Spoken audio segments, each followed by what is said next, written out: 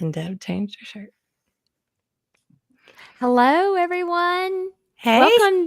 Welcome to Women Talk Construction. I'm Angela Gardner, and I'm with my co-host, Christi Powell. Hello. Hello. Happy Tuesday. And we are back again with Deb, who you met recently in another episode, and we are so excited to have her on again. She helped us with our TEDx Clemson University speech, and she rocks. So she does. She is definitely going to be in our lives for a long time, helping us, right, Christi? Yay! Yes. And hopefully she'll be in your life helping you. Yes. So I want to open this up. Now, I know that some of you already know her, but we want to have Deb introduce herself again because she is an amazing executive speech coach, an author, a podcaster, a keynote speaker. She pretty much does everything. So welcome, Deb. Well, I don't clean real well. So. Oh, you're a therapist too, right? Oh, yeah, that's right. I'm not. All right. Thanks for having me back, friends. Angela, Christi, always good to see you. Deb Sofield, executive speech coach. I'm based here in Greenville, South Carolina. I do work worldwide between Zoom and showing up in person. So what a speech coach does is someone who comes alongside and just helps you make a presentation. Don't change your speech. I help you maybe craft it so your audience can pay attention. You know, a good talk has highs and lows. And if you speak at one level all the time, you're going to miss your audience and they're not going to listen. So I help you craft or recraft in such a way that will keep your audience with you. I do public speaking coaching, how to deal with the media and when, crisis communication coaching. And I joke because it's not if, but when something's going to happen, are you prepared? And you need to be. And then I do, I've kind of branched into another area, which falls under public speaking, but it's more about the value of words and the words that you use and how they help or hurt. And so I believe that's what we were going to chat about today a little bit. Yes, I'm so excited about that. And Deb was recently our MC and speaker at Women Confidence Builders. It is a group of women who are helping the community, helping women, and helping students. So we're really excited. I really want you to share with our audience some of the things that you shared with our audience that day. Let me mention this too. The value of words. Oh, sorry. There were 400 people there. I just want to mention this because I just want to shout out to both of you. There were like 400 plus people there. And I know, it was a great audience who loved Deb and you. They did. And they're still walking up to Deb. People that she doesn't even know saying she made the event so amazing for us. And we appreciate you in a number of ways. Just the flow of the day was amazing with Deb as our MC and her speaking. And just, as each speaker came up, she did her homework. She knew what to say about them.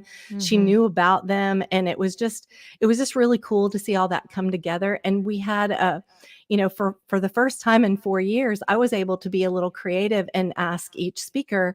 Victoria and I both came up with questions that would be a theme for the day. And we had not been able to do that before. So I feel like it was really an impactful message. The whole day was. And Deb just made it greater because she's exciting and she's full of energy and she made everybody laugh. And we all got closer to each other because she made us. And that was really cool.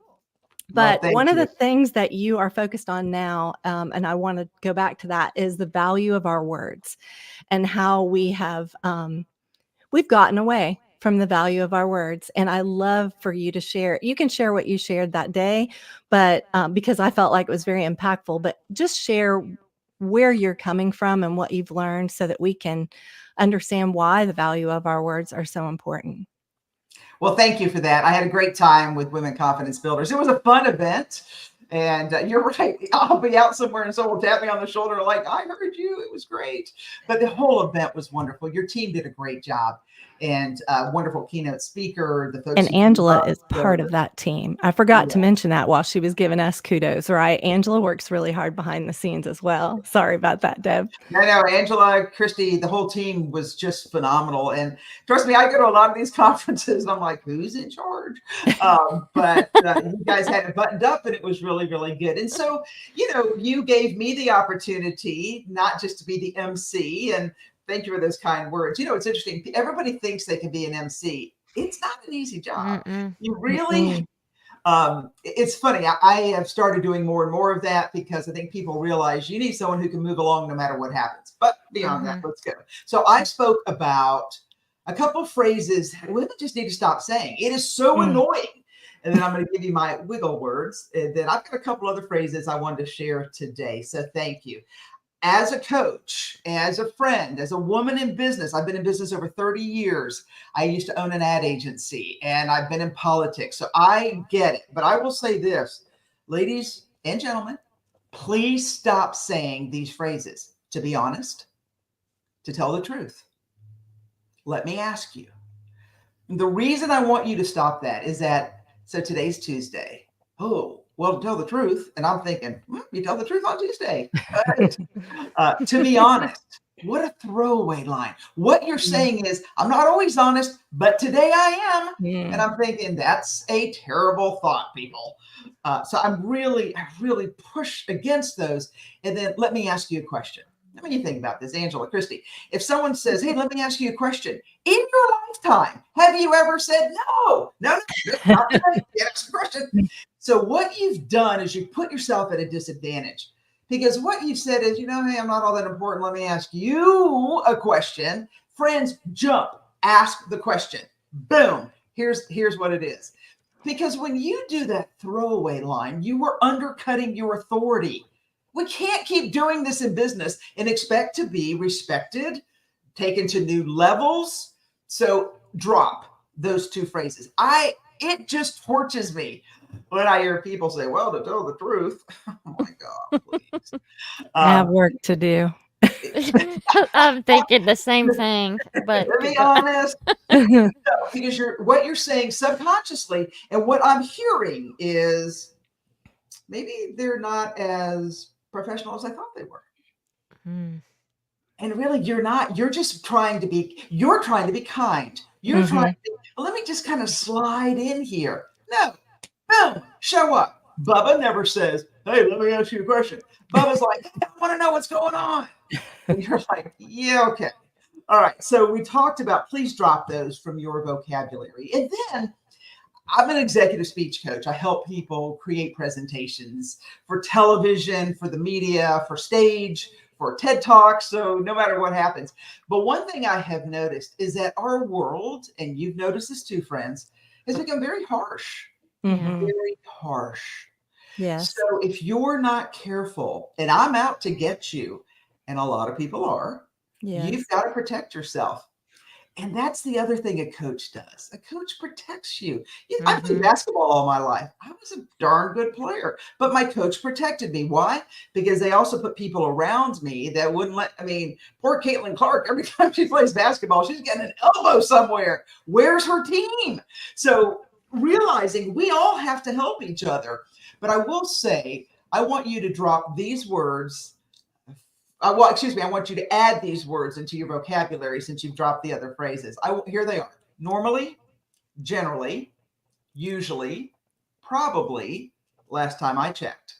Little words. Normally, generally, usually, probably, last time I checked. Now, why would you do that? If I were to say in South Carolina today, because we're here in the great state of South Carolina, that 32% of all accidents are alcohol related, and you whip out your cell phone and Google says it's 36, and you say it's not 32, it's 36. And I say, because I said it earlier, last time I checked in South Carolina, all accidents alcohol related are 32%. It's 36. Oh, last time I checked. Thanks for helping me with that.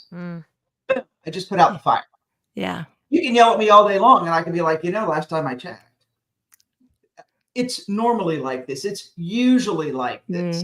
Protection. I wish people were kind, but sometimes in business, people don't realize that there's plenty of room at the top. And so they claw and put other people down. You can't have that happen. So if I can get you to grow your vocabulary, that's the other thing. When's the last time you learned a new word? I just spoke at an event and they just looked at me and I'm like, okay, no, seriously, when's the last time you learned a new word? And they're like, oh my God, you're educated, you're professional and you haven't learned a new word. And it's not like I want you to learn words that are so highfalutin that nobody understands them. But friends, grow your vocabulary. Educated people, you're supposed to be a lifelong learner. Educated people need to learn that way. Yes. So I throw in those words. Let me just add, and I know I'm just like going on here, Christy. It's okay. I would love for people, because a lot of times people say, well, I'm listening. Yeah, okay, great. What I want you to say is, I hear you. Very good. I get it. And if you say, I hear you, I get it, and you combine my two phrases, your audience is going to feel heard and respected. So I get the whole, I'm listening, and I'm thinking, no, you're not. You're just, it's just gone by. Yeah. But when you turn around and say, I hear you. Wow. I love you how can even hear. Go ahead, Angela. I love how Deb indirectly kind of puts in there how there's plenty of room at the top. And, you know, you and I are always saying women need to support women. Yes. Because, you know, it doesn't always happen. People aren't always out there supporting each other. And Deb, you're actually doing that as well as you coach people. Yeah. And one other tip I just want to mention too, I mean, this is kind of into this, but that I got indirectly from one of my mentees that also talked to you, which I have a lot of people in my life that have said, oh yeah, Deb coaches me. Oh, funny. Is you don't shake your head a lot. So I've started paying attention to that, Deb. Very good. I got to work on that. So it's the body language I try to really help folks focus on. So I'm sitting here on a camera. I can see when my head naturally goes to one side. So I need to be careful and straighten it up. Ladies, you go to one side, you look flirtatious, sensual, sexy. Guys, you look impish, boyish, and coy. We want you to. Oh, what? I've never known. I've never heard about that. this. You need to be straight on at people you're speaking to. And if you have a friend who does this all the time and you're in committee meeting, you need to be like, it's a quiet, because we're helping each other. Oh gosh, now I'm going to be. And it's hard because we're so used, it's just very comfortable to go one side or the other. But I need you to straighten it up. You need to be able to look me in the eye. And that's a whole nother presentation. But the reality is, and then the whole idea of nodding up and down, what you say to somebody, just imagine that we're in a setting and Angela, you see Christi and I in the corner and I'm doing this the whole time. You're thinking, well, Deb just agrees with Christi. Now I'm probably thinking, so what it is, you're reading my body language incorrectly, but I don't know that. And you don't know that. So I teach people to go one time down, back up. Or what we call a verbal nod, like Christi just did. I hear you. I get it. Look at there, Christi. So, you're already pro. No, I nod my head too much, I think.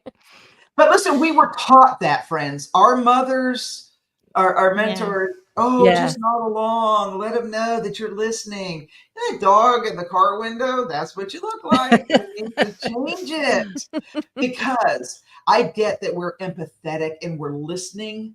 But friends, holding yourself in a position of power maintains your power. And I'm not cold. I'm just not giving away my power. That's a good point.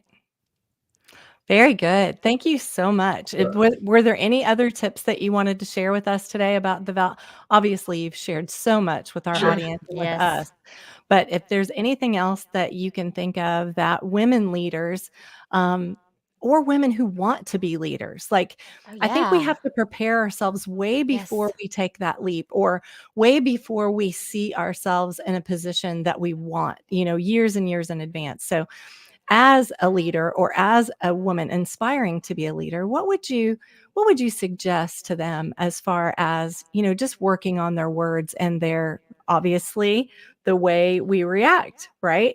Right.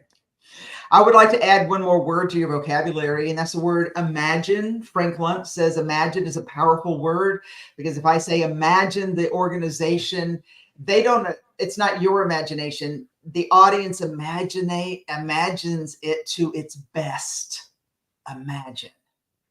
So you don't hear what I hear, you hear what you hear. So there's words I'd like to bring in. I like the word healthy. I can tell you a lot of people don't use that word. We want a healthy economy. We want healthy families, healthy schools, healthy food, Healthy is a good word, and we just don't use it. Now, we use words that have lost meaning because whether it's media or politicians or parties, so we need to push people back to the value of their words. And again, big presentation on that, because I have found that if you're not careful, somebody who's out to get you, and unfortunately people are, they'll take you down by the words you use. So Yes. let's make sure your words matter.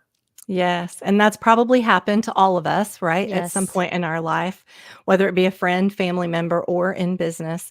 So, Deb, thank you again for all the wisdom that you provided for us and for our audience. Can you tell our audience, if they didn't hear your first podcast, which I know they're going to go back and listen to now, Yeah. will you tell our audience how to get a hold of you so that they can work with you on increasing their crisis communication, increasing their public speaking, and being able to just understand the value of words? Thank you. You can find me at my website. It's debsofield.com. That's SOFIELD.com. There, I've got my podcast, a handful of them, more coming that are free to listen to. My books are available on Amazon. I have Speak Without Fear, Perfecting Your Platform, and Encouragement for Your Life. That's a 3-volume series. That are my radio show, podcast, and a book series. And then there's a way to find me there. And I'm happy to coach. I work with a lot of corporations. And believe it or not, I fall under the professional development. So there's the company can pay. You're good. Nice. And I'd be happy to speak. If you're at a national conference and you need a speaker, please consider me. Thank you. Encouragement for life, audience. Oh, Did you hear yeah. that? That's what Deb is doing for us and for everyone that she knows. Thank you, Deb, for joining us today and pouring life into our audience. Very good. Y'all, thanks so much. Have me back anytime.